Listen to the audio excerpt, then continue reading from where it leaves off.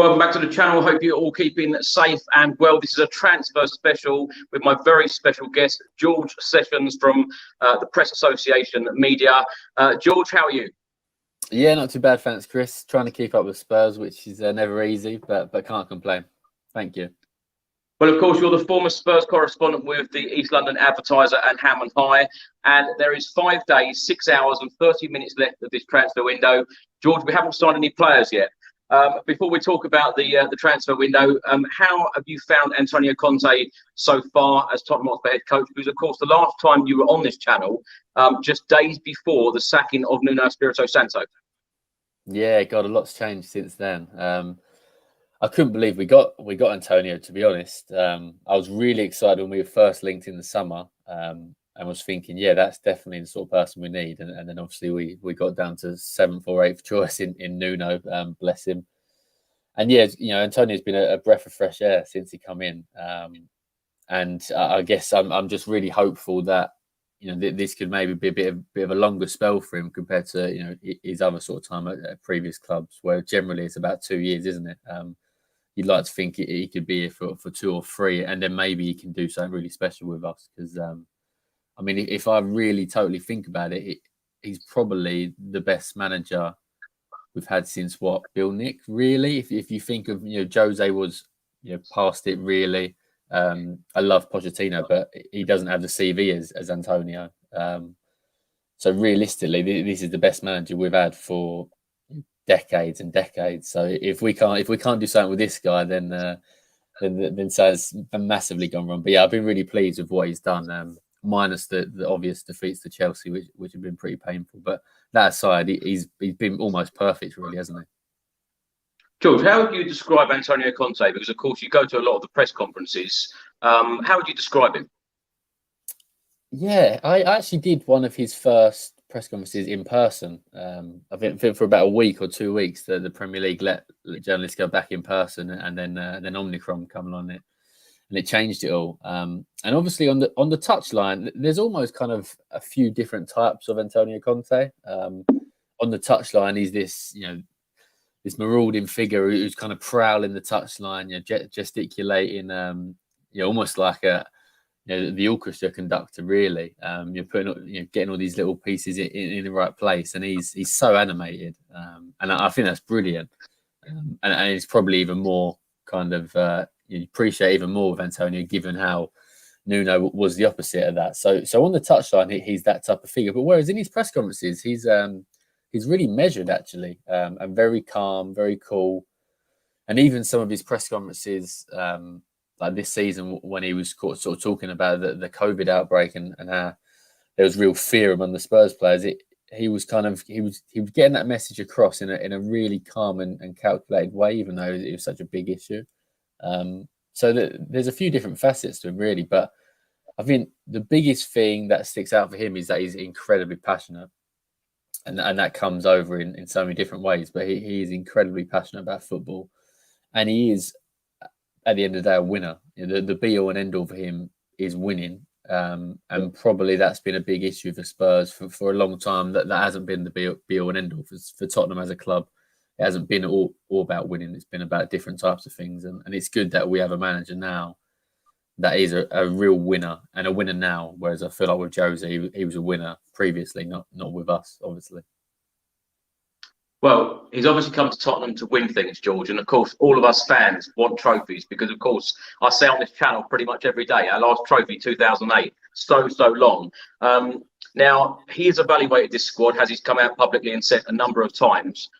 In your opinion, what do you think he wants in this January transfer window? Because I've expected, you know, ever since Antonio Conte come in, I've expected quite a quiet window that we've had so far.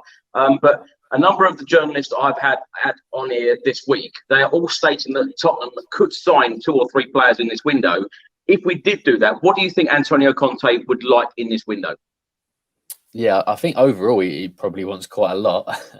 You know, not just this window, but in the summer. Yeah. But Jonathan Veal, who covers Spurs for us at PA, he did a story yesterday, and he was writing that, you know, Antonio wants a right wing back, centre midfielder, and a forward. They're the 3 key positions for this window for January. And I think that sort of concurs with what most people, most of the sort of respected Spurs writers, Ali Gold and Dan Kilpatrick, what they're saying. And it makes sense because I guess looking at the right wing back role with that's such a key position under him. He's transformed someone like Victor Moses, and then at Inter Milan he had Hakimi, who was arguably the best right back in the world, maybe Trent Alexander-Arnold aside. So that is such a key position for him, and it's pretty clear that Matt Doherty and Emerson Royale aren't up to it. He might transform them over the next 6 months because he does improve players. That's a real big selling point with Antonio Conte. He does improve players on an individual basis, but realistically, we could do with someone there. And centre midfield, there is that kind of feeling that it's a little bit too samey in the centre midfield. If you're going to go with Harry Winks, Højbjerg, Skip, they're different to a certain extent, but by and large, they're the same sort of player, same sort of players, really. So I would imagine he would want reinforcements there. And the long debate about needing another forward, a backup for Harry, has been going on for years. I mean, probably only really Fernando Llorente was the one that was kind of a legitimate good backup for him for a couple of seasons. Other than that, going back to 2014, we've never really had anyone that's good enough to back up H, other than obviously Sonny and Lucas as kind of fill-ins. But would be nice if we got a forward, but I don't know. I'm not sure. I'm not too hopeful. We'll get an out-and-out forward, maybe an attacker. That would help at least. George, before I give you some names to talk about, are you confident that Tottenham are going to get a couple of signings over the line in the next 5 days, 6 hours, and 20 minutes? Yeah, I will. We'll definitely got to sign someone. We'll definitely sign at least one player. You're probably going to come on to some of the players, obviously that I'm hoping it will be. But yeah, I mean, I don't think going back a couple of years, we saw how damaging it was when Spurs didn't sign anyone for a couple of windows. Obviously, we made the Champions League final, but really that was in spite of the transfers, not because of it. So I think the board must know how important it is to invest every season and to clear players out at the same time, every transfer window. Sorry. So I would say I'm definitely confident we will sign at least one, hopefully two, maybe even three players before the window shuts and Jim White's there in his yellow tie saying it's all over. George, what would you say to a lot of the Tottenham Hotspur fans at the moment? Because there's a lot of frustrated fans out there, expecting Tottenham to do multiple deals or have expected Tottenham to do multiple deals so far this window. Is it just a case that we all need to just calm down and they will follow through? It's tricky because we've been here before, haven't we? Where we're all thinking, okay, Levy's going to be waiting to the last minute, and then we're going to get the signings. Who's the forward? Leonardo Damio is God. I thought every single window we were going to sign him, and then he retired, and then that was it. He couldn't play. I mean, the only thing I'd say is look at Newcastle, richest club in the world. They've got all this money, and who have they signed? Two players, Trippier and Wood. They're desperate. They're still spending money. Well, they are, but you think that they're in a relegation battle. They need probably 4, 5, maybe even 6 players, and they're struggling to bring players in. They have brought 2 in. That is a decent caveat, but it is difficult, and especially in January, it isn't a great window. There's players that will be out of contract in the summer who won't sign for us purely on the basis of they're going to get a huge fee if they sign for us in the summer, a huge sign-on fee, and you have to kind of understand. Agents are going to be advising players, from that kind of basis. So it is a difficult month, but Spurs need new players in. We need new players in every window, and they're going to have to at least sign 1 or 2, and hopefully they do. What would you be happy with, George? You personally? Our right wing back, I would be very happy with, and probably a centre midfielder if we're going to let some of the players in that kind of area go, which I expect we probably will. So those, if we sign those 2, then I'd be happy.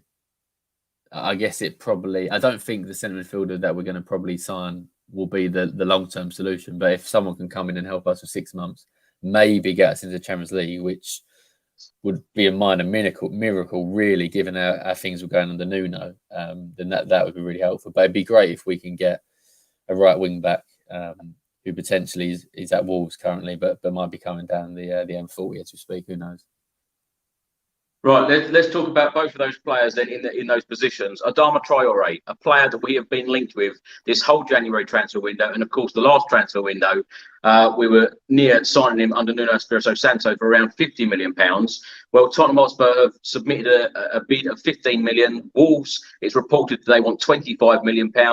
Lots of journalists, lots of respected journalists have said that this deal is, dead certain it will be done. George, what is the latest on this? Do you think that this is actually going to, be a done deal? Yeah, I think this will get done.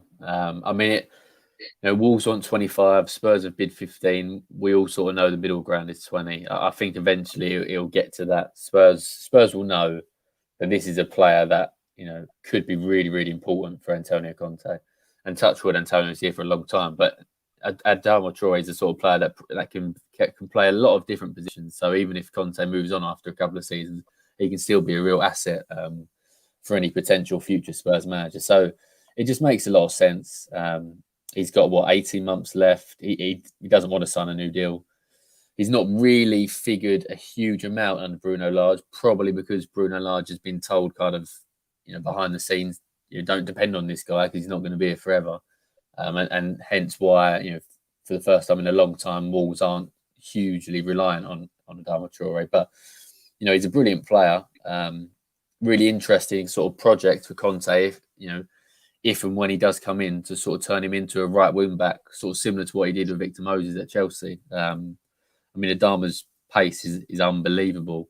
And that's a big thing that Spurs lack, isn't it, really? For a while, we've not had anyone with electric pace. Sonny does to an extent, but it'd be nice to have someone that can, almost going back a few years to Kyle Walker and Danny Rose, when we had people that would come out from defence. And when you turn defence to attack in the space of a few seconds, it makes such a big difference. Most goals in the Premier League really come from transitions like that. So getting Adama Traore in would be huge. And I think it will. All the noise is from, like you said, all the respected journalists, John Bill, our end, was writing yesterday, Spurs are confident it'll happen. Wolves are confident it'll happen. It'll just be nagging down really now and getting those finer details. But it would make a lot of sense for all three parties to make that move. And hopefully he can be a really good player for us. And at least that's someone that really Conte wants. And that's a good starting point for Conte. That one of the main men he wanted, he's going to get. That's a good omen, hopefully. It seems, though, George, that personal terms won't be a problem with Adama Traore. So is it just between the two clubs that the fact that it's based on the price, $1 million or $2 million difference? I would have thought so. I would imagine personal terms were almost agreed in the summer, really. Should Spurs' bid had been accepted, but which obviously it wasn't. It makes sense, I think, for Wolves to be 20 million for a player that, okay, they wanted 50 in the summer. That was a bit ambitious, but 20 million for a player that doesn't want to be there for the long term is good value, especially when you look at kind of statistically, he's not the. You look at his stats and they aren't kind of really, really eye catching from a positive point of view, but all the attributes are there. And from Spurs' point of view, they could have spent 50 million in the summer. Hopefully, they're now going to spend 30 million less and get the player they want. So it's not exactly that they've done really, really poor business if they do get this over the line. So yeah, let's hope, fingers crossed, that happens as the kind of expectation is. And normally, when everyone's kind of singing off the same hymn sheet, it does happen, doesn't it? The issues are when one club is not happy. But I think Wolves will accept 20 at the end of the day, and I think Spurs should offer that. George, if this deal does get done, what happens to Emerson Royal? Because we've only just bought him 4 or 5 months ago. He signed from Barcelona. What happens to him? Do you think that Antonio Conte can convert him into perhaps a right-sided central defender? Yeah, I was about to say that, especially if we let some of the younger defenders move on, potentially on loan, then there's a case for that, isn't there? That Emerson Royal could be a right centre back. Like I said, Victor Moses, not Victor Moses, Adama Traore will hopefully come in, but there's no, we can't just say to him, you're going to start the next 19 games and be a regular. You obviously want Emerson Royal to be pushing him, and I guess there's also. Hopefully there isn't injuries, but potentially injuries could still come in, and then all of a sudden you need Adama in the kind of Lucas Moura role, And then Emerson, he's still required as a right wing back. And even thinking about Matt Doherty, it could be a really good thing for Matt Doherty all of a sudden. If you get Adama Traore playing further forward, and Matt Doherty is a right wing back, that sort of partnership was fantastic at Wolves. And if they could rekindle that and bring out the best in Doherty, it would be obviously a real positive. But I think Emerson Royale, going back to him, it seemed a little bit of a rushed move in the summer. I feel like we just needed to get another right back in because we let Serge go. But that was about a 20 million deal as well. So I think in hindsight, that doesn't look the best of deals unless Antonio can really improve him as a player. And I guess the key thing with Emerson Royale is his end product has not been the best, but that can be improved. If he can work at that over the next 6 months, we could see a different player going into next season. But there is options for him, certainly in terms of trying to stay in the Spurs team, but sort of more longer term as well, I think. George, it's been reported today by the Guardian newspaper that Tottenham have submitted a bid for Sofran Amrabat of Fiorentina and also plays for Morocco. The club have opened talks and Spurs want him on loan with an option to buy £13.4 million deal. What do you know about him and who will he replace at Spurs if he did come in?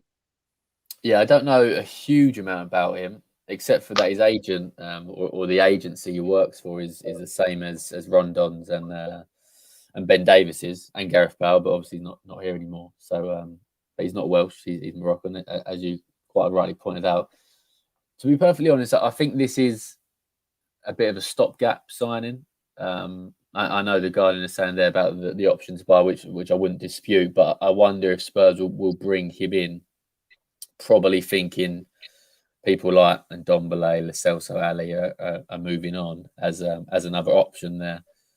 And potentially, if they can get Frank Kessie in the summer, who will be a free agent, then he would be the box-to-box midfielder that would kind of replace Sofiane. I mean, Sofiane's more defensive-minded from what I do know, which, I probably would prefer a bit more of a creative midfielder, especially given that we're going to be letting, potentially 2 or 3 creative midfielders move on. But, having said that, Antonio Conte does like to have 2 quite, defensive centre midfielders and then allow them to sort of cover the wing backs roaming forward. So I can see what he's trying to do here. I mean, if this transfer goes through, which it sounds again like it will, it isn't going to be a really one to sort of hold the back page for. But you never know. He could come in and be a real reliable player and potentially one that's going to help us get Champions League, which is really, really important this season. If we can somehow get Champions League, then this season it has been a success in my eyes, given how poorly it started.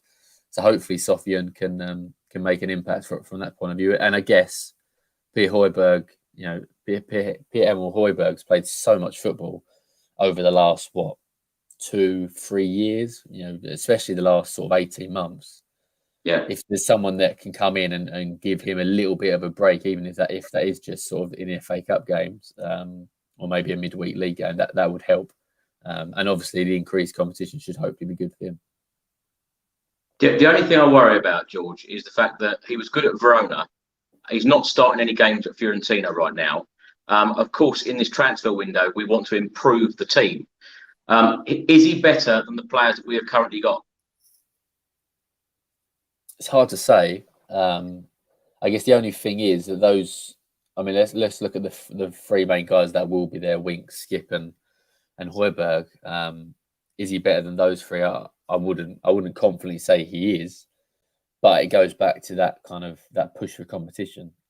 If there's a 4th guy in there, because let's be sort of take a little bit of a detour. I don't think Højbjerg's been that good this season. He was pretty decent the other day, actually, in fairness, in that Leicester game. But I don't feel like this has been that good a season for him. So either as a kick up the backside for him or to give him that break, it is probably necessary. And it's all well and good to sort of playing Skippy and Winks, but then they're going to burn out if they're playing every game. And we've got so many games. That's the other key point. We've got so many games to fit in, especially if hopefully we have a good run in the FA Cup, that we are going to need these bodies. So I think it's from that point of view, it's a good signing. It's another body in the building, probably a similar quality to those 3 players I've mentioned, and just another another increase in the competition and another player to help us with what will be a hectic schedule, and especially if we're going to be freeing up some wages in terms of some guys in the central areas moving out. George, it now looks like Tottenham have missed out on the chance of signing Dusan Vlahovic and Frank Kessie. Disappointed by that? Well, with Kessie, I just think that'll be a summer one. It makes no sense for him from a financial point of view to leave AC now and sign for Spurs when he could leave in the summer on a free transfer and get what will be a very, very lucrative signing on fee. His age escapes me, but I know he's not the youngest of players. So this, if he's going to join Spurs and sign a 5-year deal, then that's going to be worth a lot of money for him. And I guess the other aspect is that whilst AC Milan want to sell now, it just the player and his agent aren't going to accept that. So I'm not, that one doesn't disappoint me too much. I do think, given everything that we hear about, Patrici, I think he obviously really, really likes him. I believe Conte likes him as well. So that feels like one that could happen in the summer. Vlasic, the thing that makes me laugh about Vlasic is Arsenal have spent the last, what will be 26th of January, the last 4 weeks trying to sign Vlasic. And it sounds like really that, his agent's been using it to make sure Juventus sign him. So that'll leave Arsenal without a forward as well, when they've really desperately needed one. I'm not really sure that was ever that doable for us. If Spurs are going to sign a forward, which he is a forward, he's not really someone that can play out wide. He's an out-and-out forward. Then you're not going to spend the money that's being talked about for him unless he's replacing Harry Kane. And touch wood, we all hope that isn't needed, especially after the summer. So I'm not sure that was ever a real goer for Spurs. Certainly not in this window. And if he goes to Juventus, it shades of sort of Lewandowski leaving Dortmund to sign for Bayern Munich, isn't it? Really, he's proven in that league. He's going to score goals for Juventus. He's going to sort of improve his standing when it comes to playing in the Champions League. So it sort of makes a bit of sense for the player, I think, to make that move. And I'm just sort of chuckling a little bit that Arsenal have spent so long trying to sign him, and sounds like really they were being used as a bit of bait. George, we're also being linked and have been offered Angers striker Mohamed Ali Cho, 18-year-old, who, of course, was at Everton for some years during his youth career. What do you know about him? And if Tottenham did sign him, would it be for the first team, or is this a case of another player that they will put into under 23s and develop? Yeah, probably under 23s, I'm guessing. I guess we've seen similar type of deals in a sense. Keon Etiti, sorry. He's just had a really good loan spell. I think at Northampton, potentially. I might be wrong with that. He's just left them in League Two to join a League One club. And there's quite a bit of excitement around him. So he was obviously signed from Notts County a few years back. Again, young lad.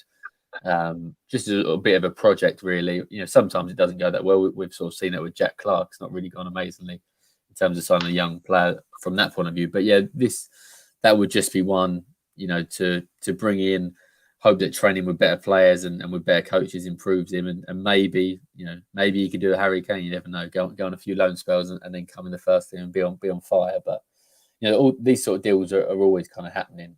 You just don't hear too much about it. But it's never a bad thing to sign a forward that's sort of highly rated when given the option, if he could potentially come good in the future. George, you mentioned Jack Clarke there. Now, whenever I think of the name Jack Clarke, I think that was our first signing in 518 days.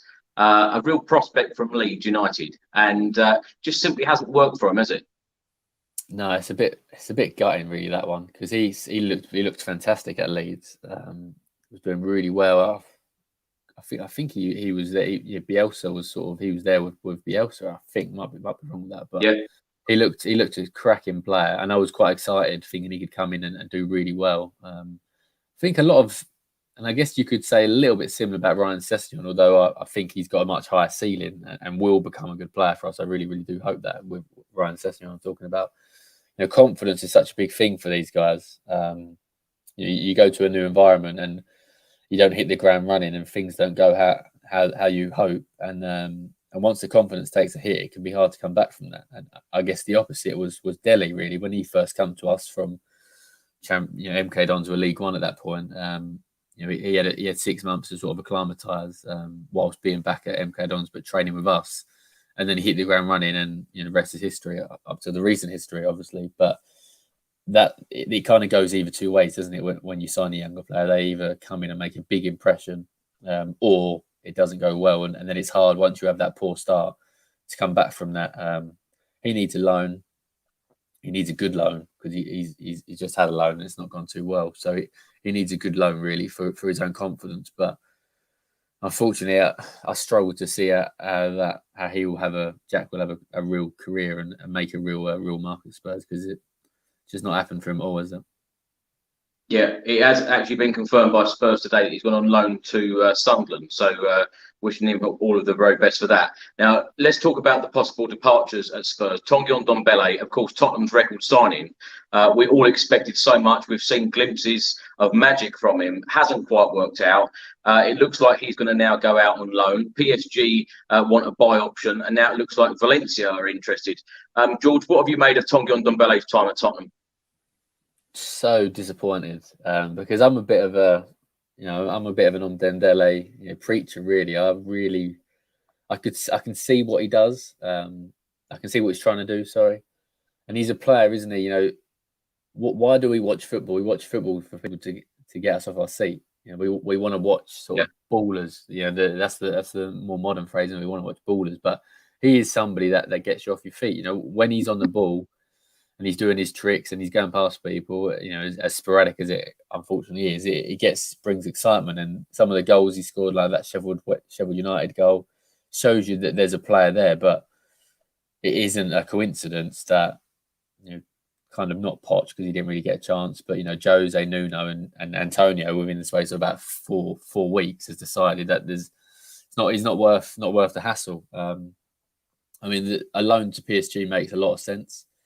Pochettino was actually in London on Tuesday yesterday to watch his son play for Watford's under 23. So you do wonder if he might have paid a little visit to either Tanguy or maybe Daniel Levy to sort of smooth over that deal. So I would imagine that will be one that he does go to PSG. I mean, part of me doesn't want it to be with the option to buy, just because that sort of romantic in me hopes that he can maybe come back after a really good 6 months and be the player we all want him to be.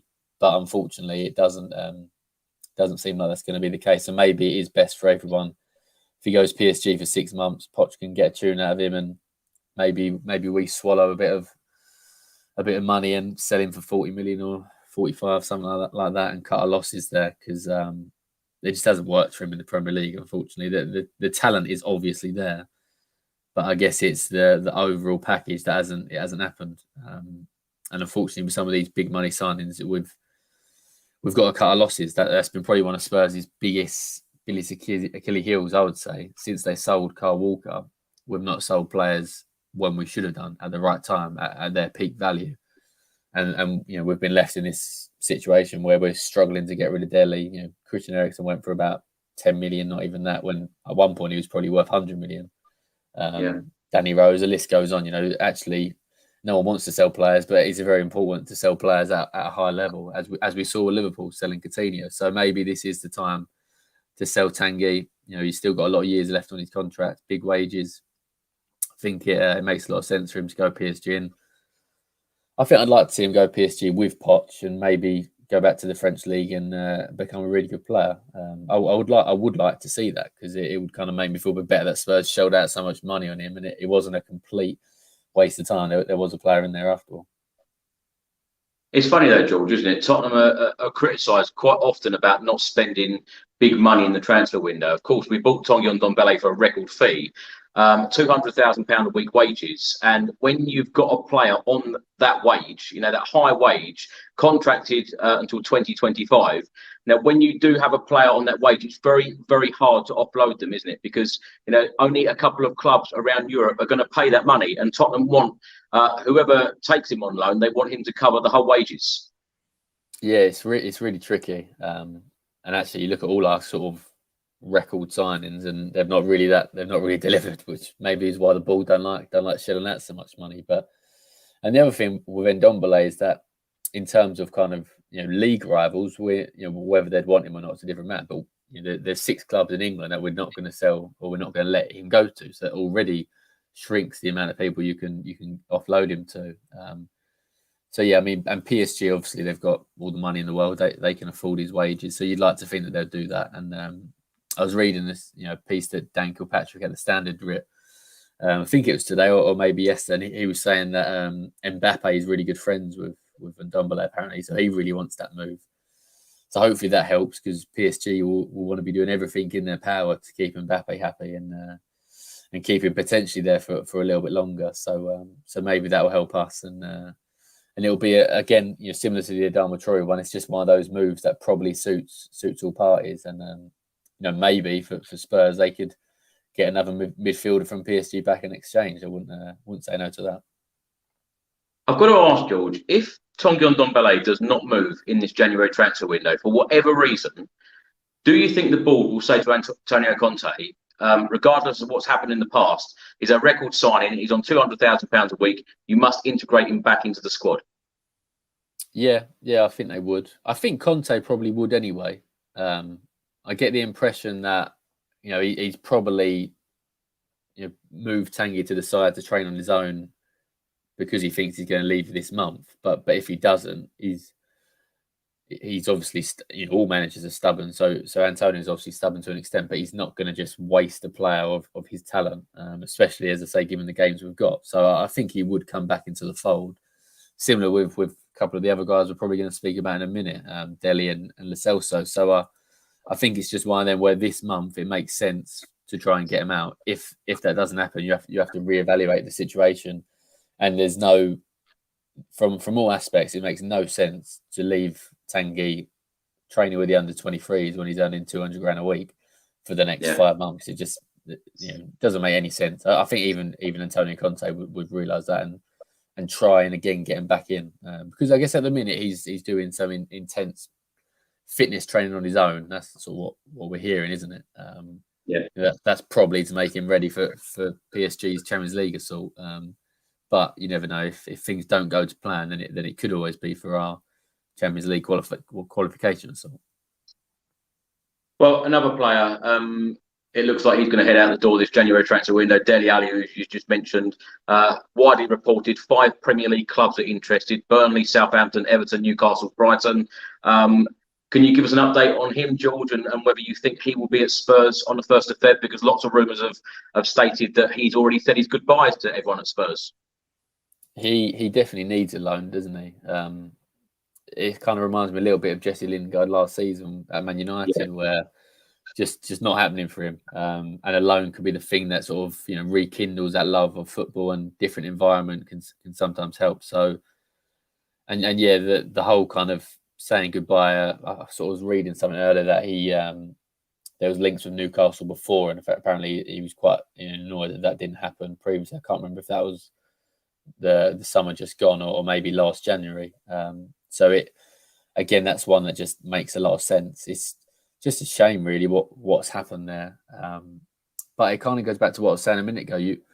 Sometimes you need to sell players. Dele Alli was being quoted like 100 million. Real Madrid wanted him back 2 years ago when he hit that brace against Real Madrid in the Champions League. He was absolutely at the peak of his powers, and it would have been a bit of pill to swallow. But really, in hindsight, looking back, we're going to struggle. I know we only signed Dele for 5 million, but we're going to struggle to probably get 15 million for him at the minute, given how much he's been playing. I know this is only going to be a loan, but the chances are it would be to move on permanently in the summer. So sometimes you do have to swallow your pride and take the hit and sell players at their peak to sort of try and reinvest in the rest of the squad. So this will be one. I don't think any real Spurs fan that's watched Dele Alli come through, not our academy, but come through from nowhere to be the player he was, won't be sad to see him move on, because you just hope that this guy who's so talented and has done, given how many memories has he given us at the end of the day? We can go for an endless list. You don't want it to end like this, but for the good of Dele, I think he needs this loan, and it might not be the end for him at Spurs. It could be a 6-month loan. He comes back in the summer and things work out differently, but in a different way, I guess he probably needs to find himself as a player again, because I don't know really what he is anymore. He used to be a number 10, but no one plays with number 10s now. So, you know, is he going to become a box-to-box central midfielder, which we all kind of expected initially anyway? So maybe a loan. I mean, the club's been mentioned with him. It's a bit sad anyway, you know, because this is a guy that was England international, played at the 2018 World Cup, got us to the Champions League final, and no disrespect to Newcastle, Southampton, Brighton, Everton, but I mean, Everton are a big club in fairness, but these aren't like Champions League, Europa League pushing clubs that we all kind of imagine Dele moving on to. But that shows the state of his career at the moment, and it's a big move for him. What do you think, though, George, from a journalist point of view, what do you think has actually happened to Dele Alli? Because you mentioned there about moments. You know, when I think of Dele Alli, I think about the goals at Stamford Bridge when we hadn't won there for 28 years. I think of the goals at White Hart Lane, you know, the brace against Chelsea at White Hart Lane, one evening that was. And, of course, that wonderful goal against Crystal Palace, wonderful performances in the Champions League. And now a number of fans just keep criticising Dele Alli because on social media every 5 minutes and not really concentrating on his football. What has happened to him? I'd say it's a real big combination. I mean, what's sort of easily forgotten is that last season at Wembley, you know, what was that, 2018-19? He had a few injuries, a few hamstring injuries. And Dele was quite an explosive player, really, when he first came onto the scene. That was part of the reason why he'd always get into those goal-scoring positions. You know, whoever was, you know, Kane would do the knockdown or maybe a flick on, and Dele would be there, because of that explosive, you know, real short. You know, no one would look at Dele Alli and say he's a 100-meter sprinter, but he had that real short, sharp 2-3 second burst where he got there ahead of people. You know, I'm thinking of actually that goal at Stamford Bridge where he runs on and flicks it in as a prime example of that. And I think he lost a bit of that pace. And also, as a kind of reference, you know, he was a number 10. He was a pure number 10, and football sort of moved away from that over the last few years. And I think actually under Poch, he was being reinvented a little bit as a centre midfielder, as part of a free. And I remember when he started to get a little bit of criticism then, which I thought was quite unjust, because I could see what the kind of player he was becoming at that point. And I'm thinking back to that kind of Champions League run, where although he wasn't scoring the goals, he was actually really important in terms of making the pre-assist or the assist. And, you know, and he was brilliant in that game at Ajax when he was kind of being criticised that season for his form. So I could kind of see what was happening there. And I guess, you know, that the main man in terms of Poch moved on. He was obviously such a huge figure for him.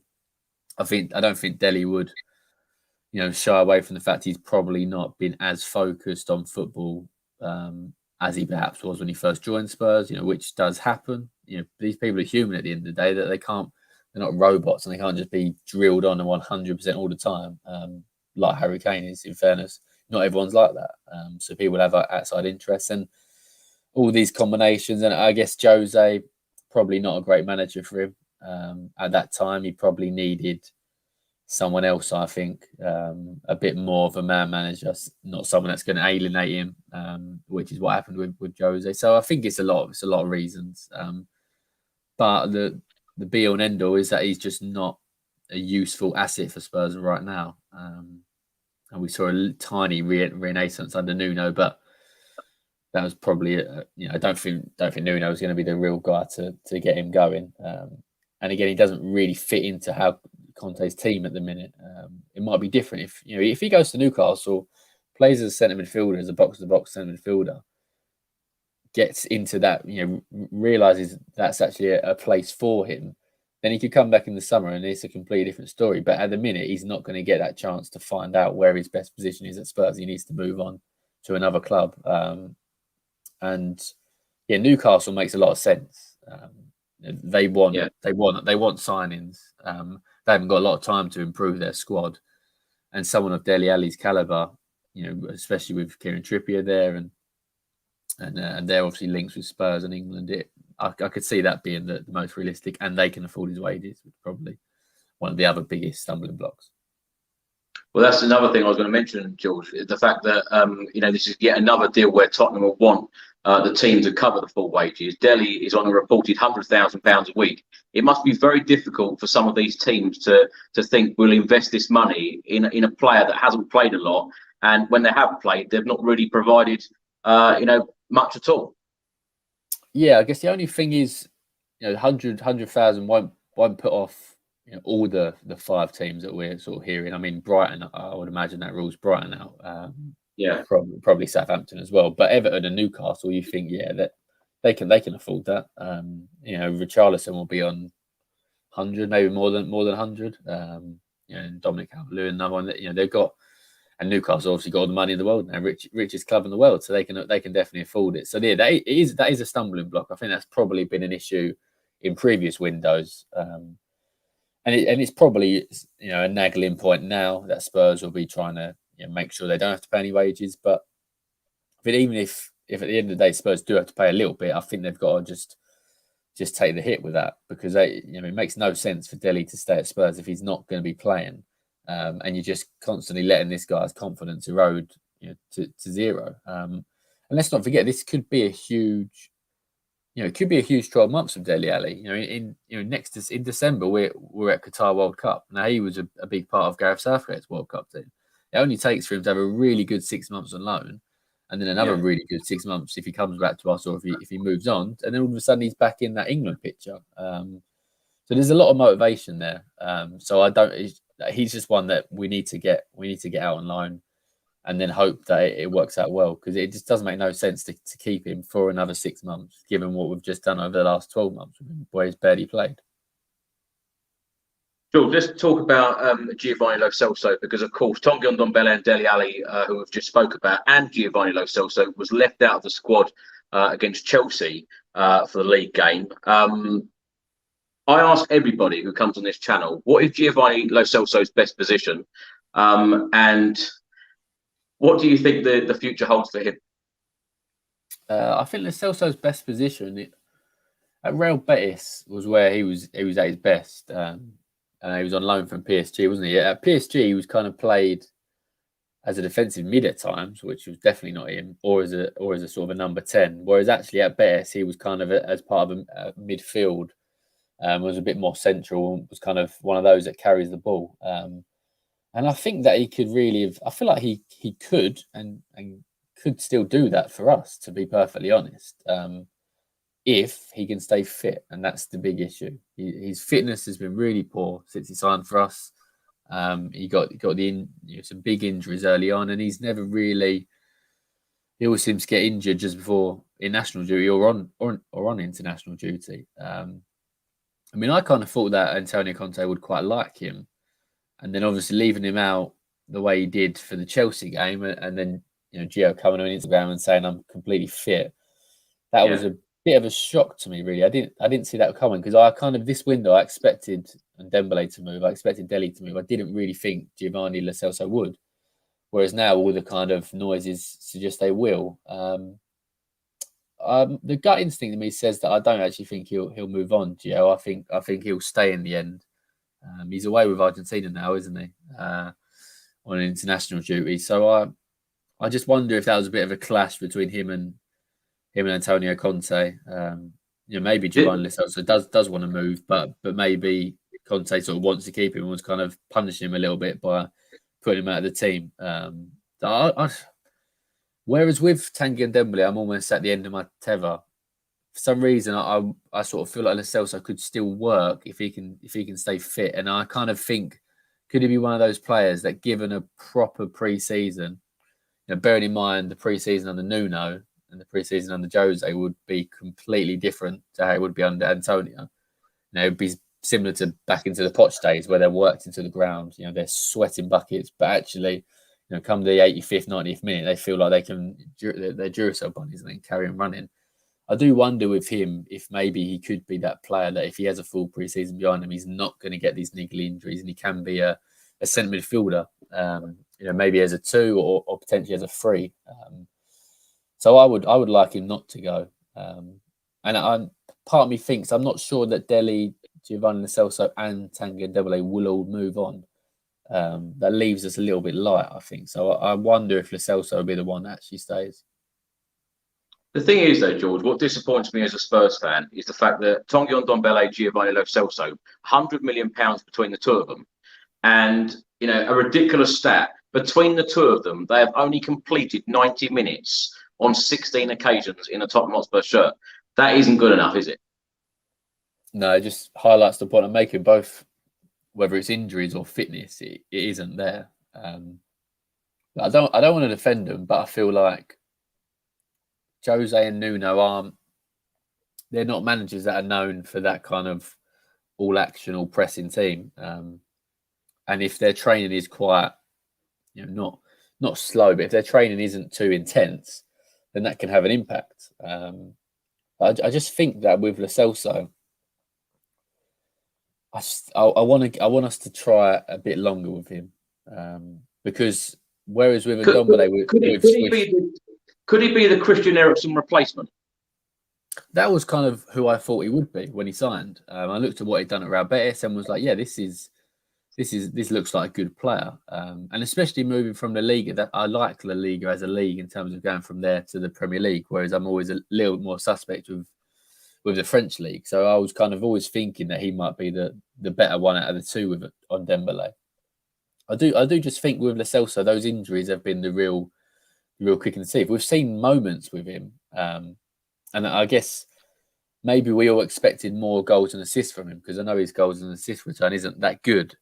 But I guess in his defence, he's playing a bit more deeper than maybe we was all anticipating. We were all probably thinking he was an Eriksen like for like, and actually he isn't an Eriksen like for like. He's more of a central midfielder, playing that kind of pre-assist that I sort of spoke about earlier. So I think he still has a future. I just wonder if that was a bit of a clash of personalities between him and Conte. Maybe Lo Celso was saying, look, Seville want me, I want to go.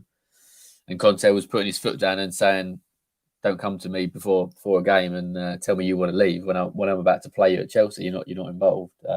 Hopefully they can kiss and make up after the international break, and he can become the player that we're all sort of hoping he will. Because again, anyone that sort of watched, whether it was highlights or watched games of the Copa America, he was brilliant for Argentina in the summer. Brilliant. That player, I know we sometimes see it internationally, they're very good, and then at club football it's not the same. But there is a player there, and I think that he could do well in the Premier League. But maybe it's maybe, like I say, he needs that pre-season. He needs that real base level of fitness to be the key thing behind him, and then he can kick on and play 30, 40, 50 games, which is what we need from him. George, talking about Christian Eriksen, would you like to see him back at Spurs? Free transfer, can take the free kicks, creativity, something that we have been missing. It would be available on a free transfer. Are you surprised that Spurs haven't gone in for him? Yeah, I guess the only thing is, we don't know what level he's at. Unfortunately, obviously he's a fantastic player. We all know that, and he made a big difference at Inter Milan actually when it looked like he was gonna leave them. Things really turned around there, but we don't know after 6 months of not playing, on top of obviously the concerns he's had with his health, what sort of player he's at, and what sort of level he's at. I mean, from a romantic point of view, I would love nothing more than to bring Eriksen back, bring him on 85th minute, and there's a free kick, and all of a sudden he remembers how to score free kicks for us, because he was brilliant at free kicks, and then he stopped being good at set pieces and free kicks for a while. So I would love that. I mean, Brentford, it's gone a bit quiet but that did kind of make a bit of sense to me. I know he's training currently with the Ajax sort of academy. And I mean, Ajax have got Daley Blind, haven't they? Who's in a similar situation with the with the pacemaker fitted. So perhaps that's the romantic side of it. That he'll go back to his old club Ajax. But it would have been nice if he'd come to Spurs. But I can also understand that it's, maybe it's not one to focus on really when there's other deals to make. Just because you don't know the level, and you wouldn't want to bring him in and then him not be as good as we all expect, and then it's just a bit of a waste of a signing, really, whereas you could try and do some other business. But I really, really hope he can come back, because, again, similar to Dele, those memories that he's created for us as a fan base, we won't ever forget. So it'd be lovely if he could return to playing football, and that last image of him on a football pitch isn't the image of him collapsing like we all saw in the summer. And there's more memories for him to create. I just don't think they'll be at Spurs. George, another player I would like to talk about is Bryan Gil, of course, signed from Sevilla, and Eric Lamela went the other way as part of the deal. There is now talk about him possibly going out on loan to Valencia and Nice. An Italian outlet, I don't know whether you saw this earlier, they actually said that he wants to quit Spurs, and Bryan Gil actually replied on Twitter with some question marks and laughter emojis. But there is rumours going around that he may possibly go out on loan. What have you made of his time at Tottenham so far? Yeah, we've not really seen enough of him, unfortunately. But I tell you what, some of the sort of little cameos he has had, I've been quite impressed. I was at the Chelsea, Carabao Cup second leg, and I thought he'd come on then, and it was only a little period of time, but I thought he was really bright, and I thought that quite a few occasions. I guess the big concern for me is whether physically he'll be able to handle the Premier League, whether that's now, next season, or even further on the future. But it doesn't make sense, I don't think, to loan him out to a Valencia or to another foreign club, because realistically, if this is someone we've just signed in the summer, we want him to be playing in our first team. If not in our first team, we want him to be ready for our first team next season. So he needs to go to a Premier League club, surely, to handle that physicality and to continue that adaptation in England. So yeah, I'm not sure. I don't think he'll leave on loan. It was quite amusing that he replied to the media outlet earlier. I quite enjoy seeing that. Although I'm sure the Italian outfit would trust their sources, but it's always quite funny when you see a player reply. But yeah, I don't. This is a guy, a very young guy we're talking about, moved to a different country. These are big things that, as sometimes fans, we sort of forget and don't sort of pay enough attention to. We can't expect this guy to come in and be messy overnight, but he's got ability, and he can beat a player, and we all love seeing someone beat a player. So I think he's got a role to play during the next 6 months for us, definitely, and hopefully again he's one that Antonio can improve. I'm not sure he's going to become a left wing back, but he could be one of those potential options in the sort of front 2 or 3 positions, I think. George, another one, Steven Bergwijn. It looked a dead certain he would be heading out in this January transfer window, and then of course the Leicester scenes at the King Power Stadium. Do you think he could still go on to somewhere like Ajax? Because of course they put in a bid, Tottenham Hotspur rejected it, wanted more money. If they come back with an improved offer, can you see him moving on? No, I know there was always this talk, but I always got the impression that Antonio Conte really liked him. Anytime I've seen Antonio talk about him, he's been quite enthusiastic, actually. And he's not always like that when you ask him about Ndombele, and he's the opposite. So I always got the impression that Antonio liked him. He was a little bit unlucky because he was going to think he probably would have got a run around that time when Spurs had the games off due to COVID. I remember asking Antonio after the West Ham Carabao Cup game, and he was saying, that Steven Bergwijn's work during that 2 weeks where they were off was really important, and he was really sort of buying into his philosophy, and he sees him as a backup or as an alternative to Harry Kane, which I really like. I think not enough managers have probably seen that in him, because actually you put him in front of goal and he looks good. He just needs to have a chance, really. He needs to have those chances, but more often than not, he's out wide and trying to beat players, which obviously he's very good at. But I feel like that kind of skill set where he can beat a couple of players and get into the box, I think that would be best served actually as a forward or as sort of one of the 2 or 3 in those attacking options. So yeah, I definitely don't think he'll be leaving. Perhaps he wanted to, or perhaps Ajax wanted it, or his agent wanted it, Paratici, but I don't think Antonio Conte ever really wanted that. So I would imagine he's very happy to still have him there. And obviously that Leicester game, wasn't exactly a huge springboard because we obviously then lost to Chelsea. But I think Stevie B could have a really big role during the second half of the season. There's goals in that guy. We just got to keep that confidence up, I think. Okay. 2 other players that could possibly leave in this January transfer window, Matt Doherty and Joe Rhoden. What have you made of their time? Because both of them, it appears, certainly this season, very, very limited game time. Yeah, Joe Rhoden, I scratched my head at that. I guess, a lot of managers have seen him and not used him. But I just feel like surely the guy that plays for Wales and that does so well in those, I know sometimes people sort of criticise international football, but he's played some big games for Wales. Some pressure games, done well in the Euros on certain occasions and had other big games, against Belgium in qualifiers. So I just feel like there is a player there, but our managers, our current and former managers, obviously don't rate him. So maybe he's another one that needs a loan. But I guess we aren't going to let him and Japhet Tanganga go. So only one of them goes. Maybe it's Rhoden because he's not as versatile as Japhet. So maybe that would make sense. Matt Doherty, I don't think he'll go. He actually played quite well the other day, to be fair. I watched him against Chelsea in the first leg, and that was a hard watch.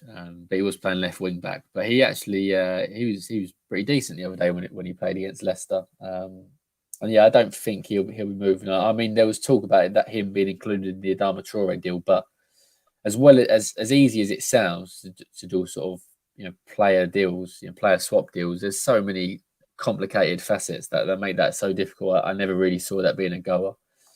So yeah, I imagine he'll stay, but maybe in the summer it'll be his situation, Emerson's situation, that'll be evaluated, and maybe there'll be movement there. But I don't think now. George, Antonio Conte has come out and said himself that we've got quite a thin squad and we need to do something in this transfer window. Are you surprised that we've got to offload a number of these players first before we can bring players in? And give me the definition of backing Antonio Conte, because of course there's a lot of Spurs fans out there right now very worried if Antonio Conte isn't backed in the right way, that he could walk away. But what is the real definition of backing Conte in this window in the next 5 days?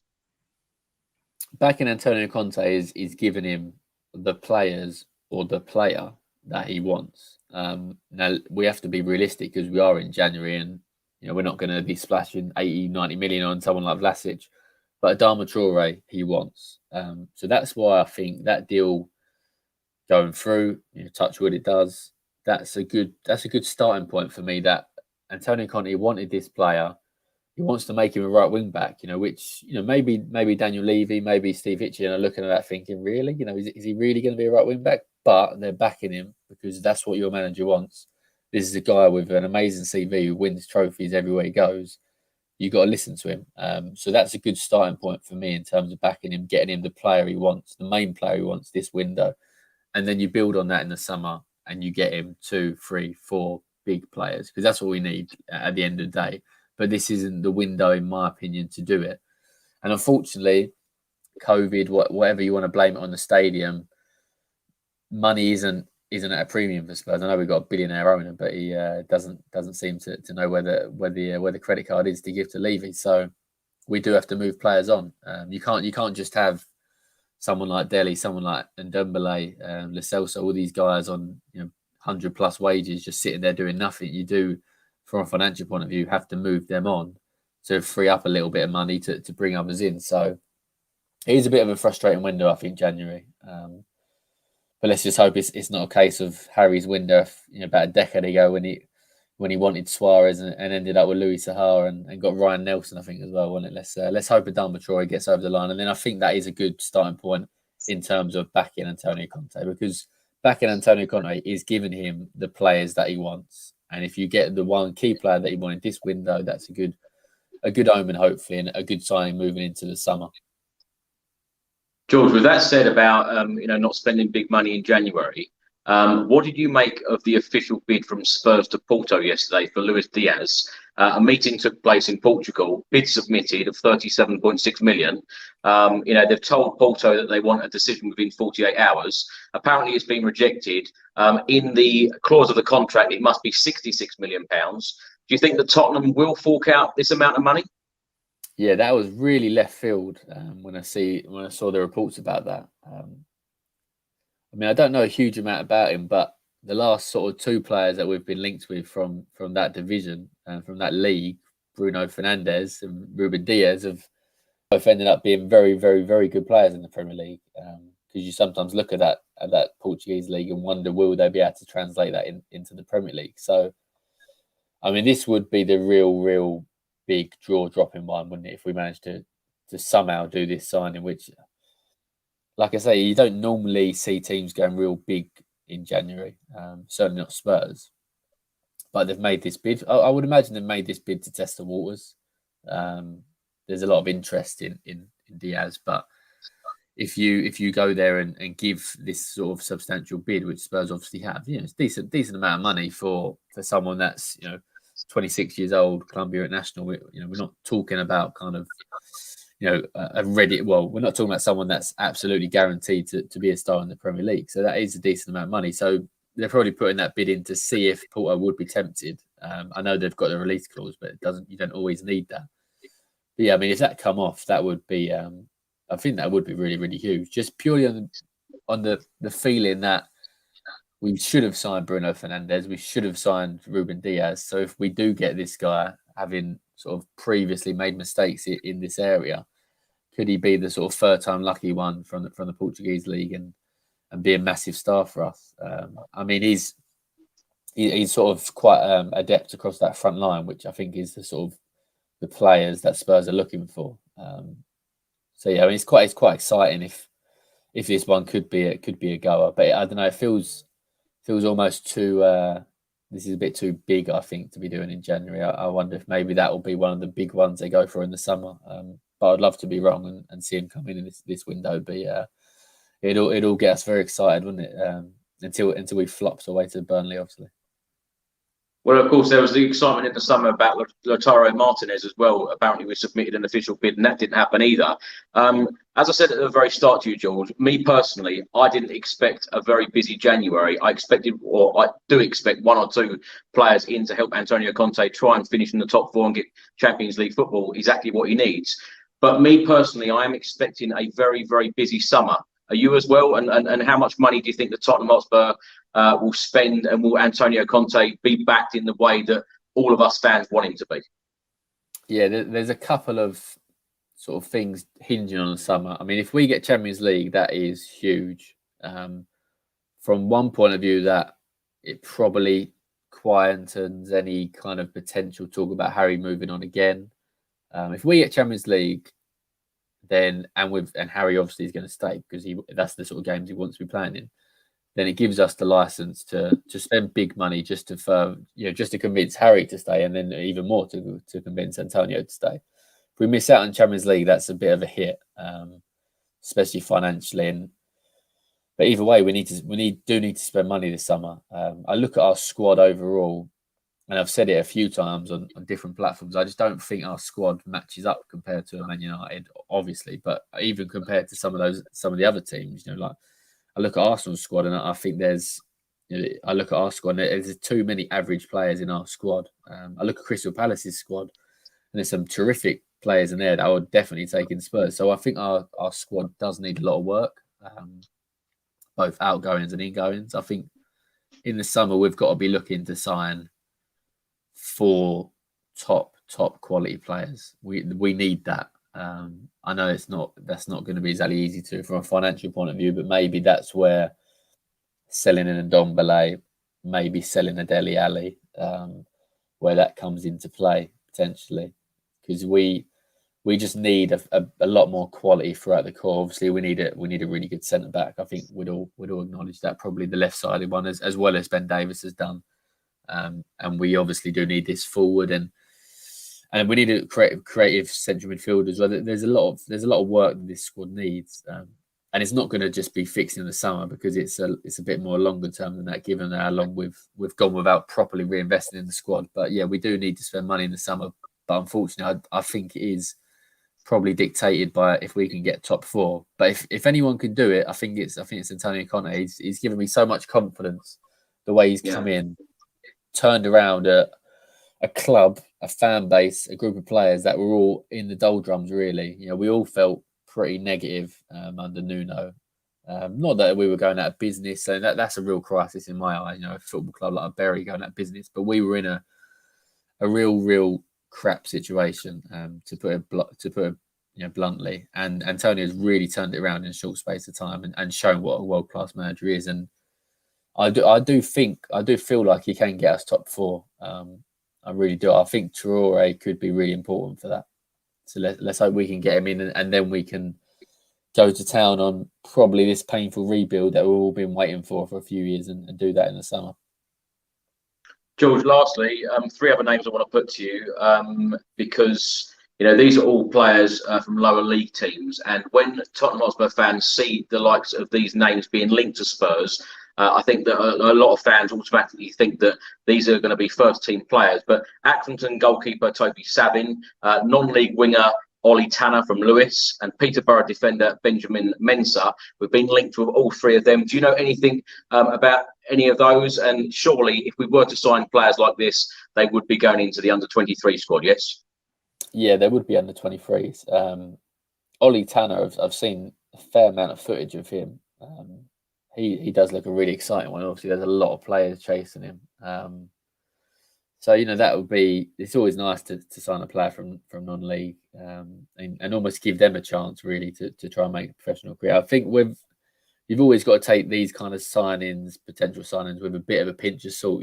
Don't expect them to be the next big thing for Spurs, because for every Dele Alli from MK Dons, you get, Jack Clarke's probably a poor example, but you get players that aren't going to make it. Terry Dixon rings to mind, a forward long time ago.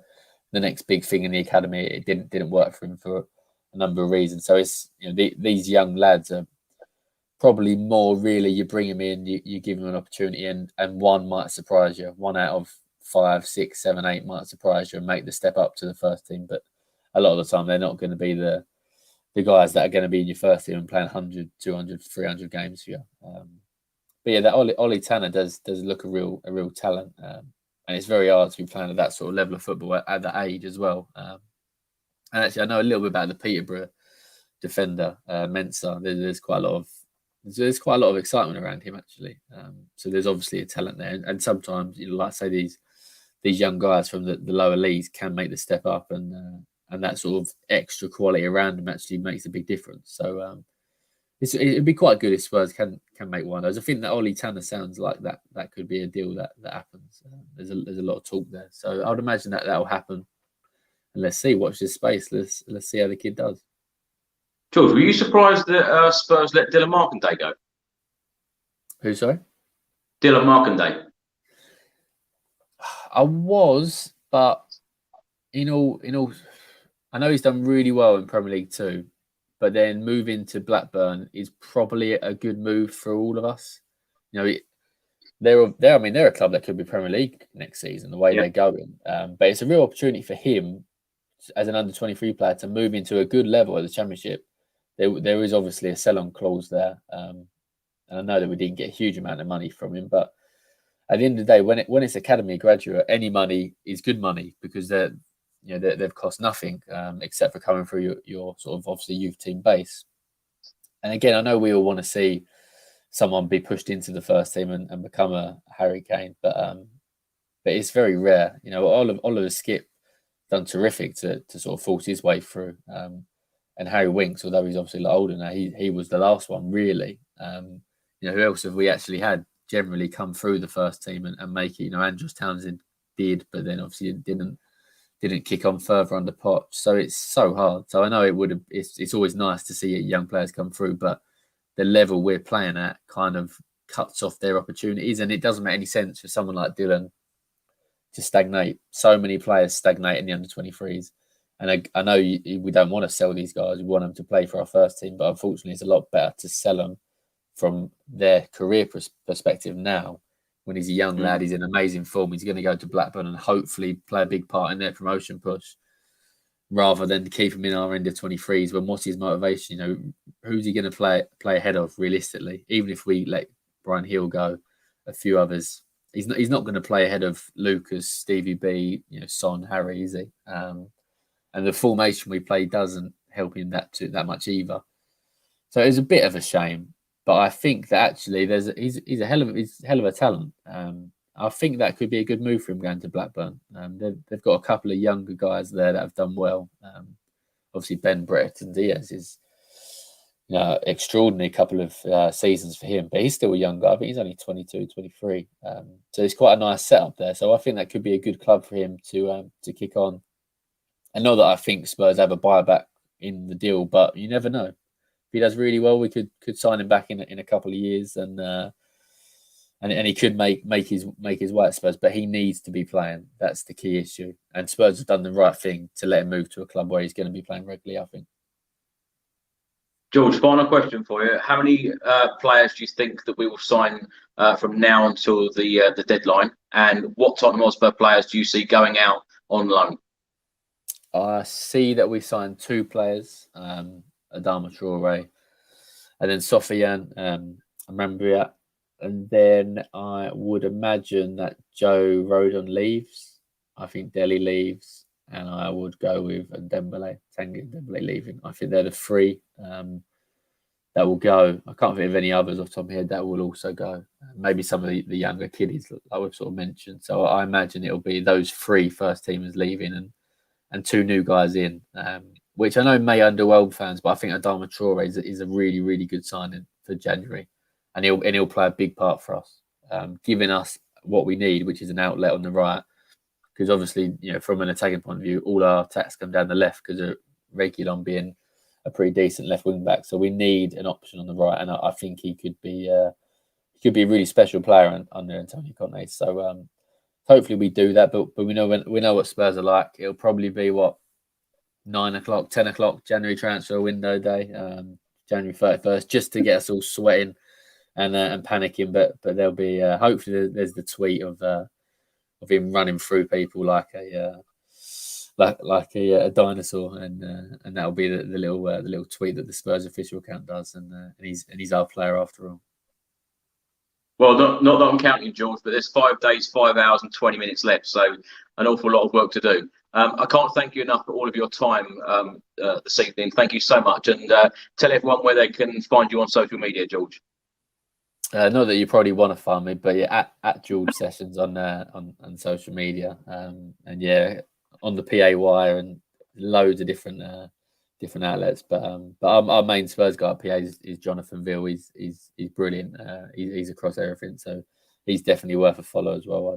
I'd say. But yeah, let's all hope we're next time Spurs play. There's a guy on the right who's got muscles as big as mine and your head, Chris. That'd be good. Get the baby oil ordered up. Yeah, exactly. George, thanks so much for your time. And thanks so much for everybody watching this stream. I'll see you this evening for a Tottenham news video. Until then, come on, you Spurs.